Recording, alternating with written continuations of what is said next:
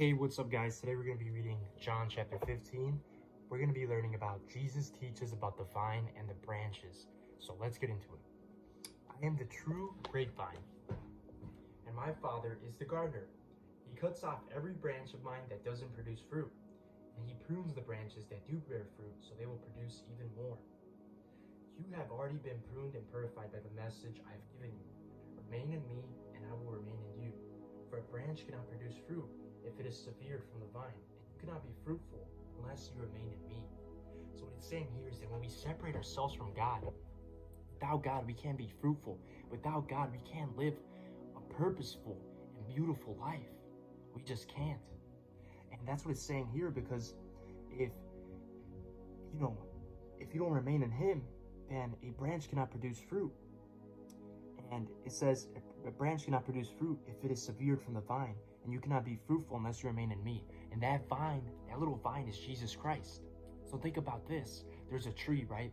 You can look at any tree, and every tree has its roots, and those roots give it nutrients, give it water, give it strength. And those roots are, helpful. They're very helpful for the tree to perform all these, functions, to, be able to grow leaves, to be able to be super green and healthy. And that's how we are. We're just like a tree. We need God. God is our roots. He's our vine.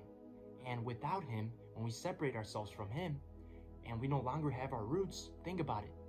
If a tree's roots are, taken underground, and let's say, you're trying to get rid of a tree and you get rid of its roots, what happens? If the roots die, then the whole tree dies. So think about it like that. If you separate yourself from God, then you're basically getting rid of the roots. You're getting rid of the roots that strengthen you, that bring, fulfillment to your life, that help you in a lot of aspects. And you're basically killing yourself.